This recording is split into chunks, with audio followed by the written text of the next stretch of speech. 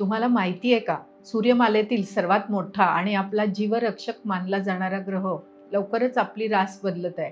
होय, आपण बोलतोय गुरु ग्रहाबद्दल. 2 जून रोजी गुरु आपल्या उच्च कर्क या राशीत प्रवेश करणार आहे. पण यावेळी हा बदल सामान्य नाही.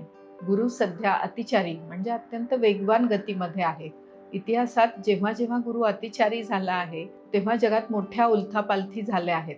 मग तो कोविडचा काळ असो, दुसरे महायुद्ध असो की सध्याचे गल्फ वॉर असो. आजच्या व्हिडिओमध्ये आपण पाहणार आहोत की गुरुच्या या राशी बदलाचा आणि अतिचार गतीचा तुमच्या राशींवर काय परिणाम होणार आहे, बाजारपेठेत काय घडेल आणि या काळात कोणते उपाय केल्याने तुम्हाला फायदा मिळेल. हा गुरु बदल 12 वर्षाने होत असल्याने अतिशय महत्त्वाचा आहे, त्यामुळे व्हिडिओ शेवटपर्यंत बघा. सर्वात आधी समजून घेऊया गुरु ग्रहाचे महत्त्व. गुरु हा नवनिर्मितीचा कारक आहे. आपल्या कुंडलीतील 12 पैकी तब्बल 5 भावांवर गुरुचा थेट अंमल असतो. त्यामुळे गुरुचं गोचर हे अत्यंत प्रभावशाली ठरतं. 2 जून पहाटे 1:50 गुरु कर्क राशीत प्रवेश करतोय आणि तो 31 ऑक्टोबर 2026 पर्यंत तिथेच राहणार आहे. याचा पुण्यकाळ सोमवारी रात्री 11:59 पासून उत्तर रात्री 3:41 पर्यंत असणार आहे. आता वळूया गुरुच्या अतिचारी गतीकडे. सध्या गुरु अत्यंत वेगाने राशी बदलत आहे. ही गती 2032 पर्यंत आपल्याला पाहायला मिळणार आहे. पण घाबरायचं काही कारण नाही, कारण इतिहास साक्ष आहे की जेव्हा गुरु अतिचारी असतो तेव्हा जुन्या निरुपयोगी गोष्टींचा नाश होतो आणि नवीन सकारात्मक गोष्टींची निर्मिती होते. चला तर मग आता पाहूया गोचर भ्रमणाचा 12 राशींवर काय परिणाम होणार आहे. मेष रास, तुमच्यासाठी गुरु 4थ्या स्थानी येत आहे. तो रौप्य पादाने म्हणजेच अतिशय शुभ फळ घेऊन येतोय. आनंदाची बातमी लवकरच मिळेल.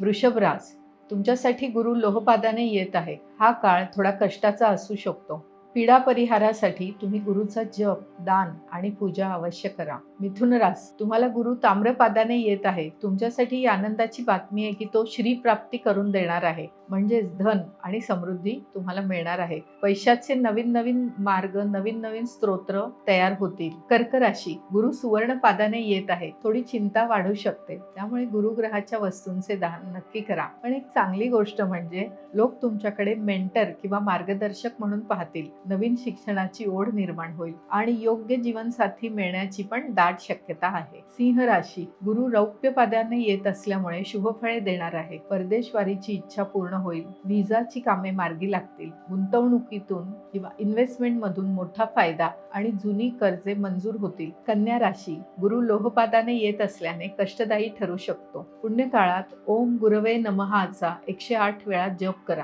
हा काळ तुमच्यासाठी पार्टी टाइम असू शकतो. ओळखी वाढतील, वरिष्ठांचे सहकार्य मिळेल आणि मुलांकडून सुवार्ता मिळतील. तूळ राशी, गुरु 10व्या स्थानी ताम्रपदाने येत आहे. कामाच्या ठिकाणी तुमचे कौतुक होईल आणि बढती मिळेल. ऑफिसमधील राजकारण तुम्ही सहज मोडून काढाल आणि कुटुंबाला चांगला वेळ द्याल. वृश्चिक राशी, गुरु रौप्य पादाने येऊन अतिशय शुभ फळे देईल. साडेसातीच्या त्रासातून तुमची मुक्तता होईल. रखडलेली कामे पूर्ण होईल. तीर्थयात्रा होतील. आध्यात्मिक प्रगती होईल आणि शेअर मार्केटमध्ये चांगला लाभ मिळेल. धनु राशी, गुरु 8व्या स्थानी सुवर्ण पादाने येत आहे. थोडी चिंता असू शकते, त्यामुळे मंदिरात हळकुंड किंवा हरभऱ्याच्या डाळीचे दान करा. पण आयुष्यात मोठे सकारात्मक परिवर्तन होणार आहे. मकर राशी, गुरु लोहपादाने येत असल्यामुळे कष्टदायी आहे. पिवळ्या वस्त्राचे दान करा. सकारात्मक बाजू म्हणजे अविवाहितांना जोडीदार मिळेल, आरोग्य सुधारेल आणि कामाच्या ठिकाणचे जुने प्रश्न सुटतील. कुंभ राशी, गुरु 6व्या स्थानी सुवर्णपादाने येईल, त्यामुळे चिंता वाढू शकते. ओम गुरवे नमः या मंत्राचा जप करा. शिक्षणाच्या बळावर नोकरी आणि व्यवसायात नवीन संधी मिळतील. कामाचा ताण वाढेल, पण संतती प्राप्तीचे योग उत्तम आहेत. मीन राशी, गुरु ताम्रपादाने येणार असून तुम्हाला श्री प्राप्ती घेऊन येईल. आध्यात्मिक प्रगती होईल, कुटुंबात आनंद राहील आणि घरासाठी फर्निचर वगैरे मोठी खरेदी कराल. पण लक्षात ठेवा, उच्च लाभ मिळवण्यासाठी कठोर परिश्रम करावे लागतील. आता थोडक्यात पाहूया अर्थव्यवस्था आणि बाजारपेठेवर काय परिणाम होणार आहे. 2 जून नंतर सोने आणि चांदीच्या किमतीमध्ये सध्याचे मोठे चढ उतार थांबतील आणि त्या एका विशिष्ट पातळीवर स्थिर होतील. शेअर मार्केट इन्व्हेस्टर्ससाठी रिअल इस्टेट, होम सर्व्हिसेस आणि कन्झ्युमर गुड्स या क्षेत्रात चांगला फायदा होईल. क्रिप्टोकरन्सीचे दर घसरण्याची शक्यता आहे, तर फॉरेक्स मार्केट स्थिर राहील. कोणत्याही ग्रहाच्या गोचराचे नकारात्मक परिणाम कमी करण्यासाठी आणि सकारात्मक फळे वाढवण्यासाठी आपल्या शास्त्रात काही सोपे उपाय सांगितले आहेत. पहिला म्हणजे मंत्रजप. राशी बदलाच्या काळात नवग्रह स्तोत्रातील गुरुमंत्राचा किंवा ओम बृहस्पतये नमः या मंत्राचा 190 माळा म्हणजे 19,000 जप करा. दुसरा उपाय म्हणजे गुरुचे दान